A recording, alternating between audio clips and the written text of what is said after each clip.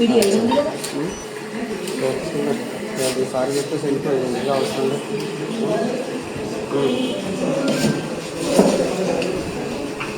ఏముంటుంది ఆయన ఇంతనే ఉంటారు చూస్తూనే ఉంటారు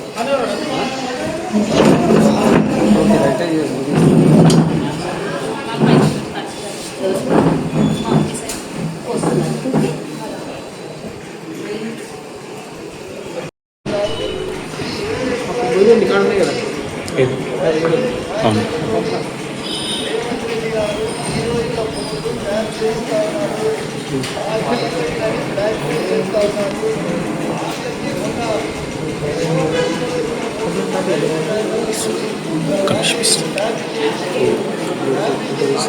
మీద చేసినటువంటి ఆరోపణలు రుజువు చేయి.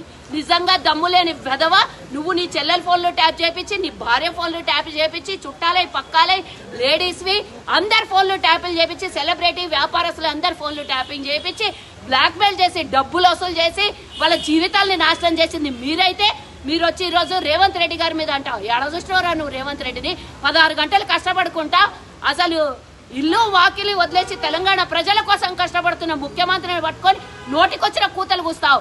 నువ్వు చేసి తప్పుడు పనులు చేసి దొంగ పనులు చేసి వెనకాల తిరుగుతున్నావు కదా తగుదనమ్మా అని రేపు పొద్దున ఏమన్నా ఆయన సంపాదించి దొంగతనం చేసిన దాంట్లోకి ఏమన్నా నీకు చారానంతో 10 పైసలంతో ఇస్తాడనుకొని నువ్వు చేస్తున్నావు. కానీ ఆ నమ్మించి నట్టేట ముచ్చేటోడు సొంత చెల్లెలు నిలవడం నిన్నిడుస్తాడరా.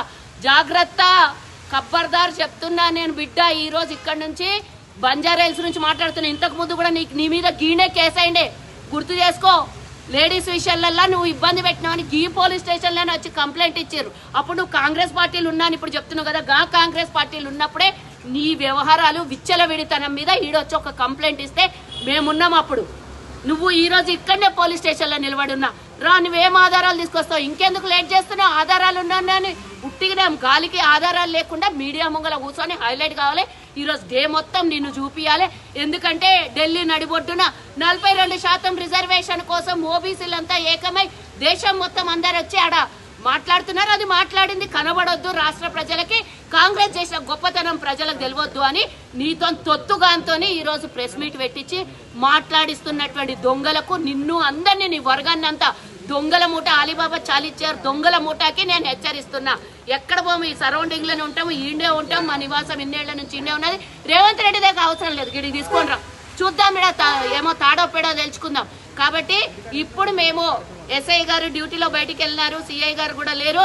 కాబట్టి మేము ఈరోజు SHOలో మేము ఇచ్చాము, కంప్లైంట్ ఇచ్చాము. ఇమీడియట్ గా వారి మీద వాళ్ళ మీద వాడు అని అంటున్నా నేను, కౌశిక్ గారి మీద. అట్లానే ఈ తెలుగు సబ్స్క్రైబ్ ఎవరైతే ఈ దొంగ మీడియాని నడుపుకుంటా ఇక్కడ చేతగాక తెలంగాణ ప్రజల్ని గాని మన ప్రభుత్వాన్ని ఎదుర్కొనే దమ్ము చేతగాక దుబాయ్లో పోయి డ్రామాలు చేస్తున్నటువంటి డ్రామారావుకి ఈరోజు ఆ తెలుగు సబ్స్క్రైబ్ నడుపుతున్నటువంటి ఏ దొంగలైతే ఉన్నారో, మార్ఫింగ్ చేసినటువంటి వీడియోలు పెట్టి ప్రజల్ని మోసం చేస్తున్నారో, మహిళల్ని అవమానపరుస్తున్నారో వాళ్ళందరి సంగతి చూడమని ఇప్పుడే మేము కంప్లైంట్ ఇచ్చినాము. ఆ దొంగగానికి హెచ్చరిస్తున్నా. ఎవడైతే నీ వెనకాల నుండి డ్రామా చేస్తున్నాడో ఆ డ్రామాలు పక్కకు పెట్టేసి ఇడికి రండి. మేమున్నాం, మేము ఆన్సర్ చెప్తాం. రేవంత్ రెడ్డి దాకా ఈ మెసేజ్ అవసరం లేదు.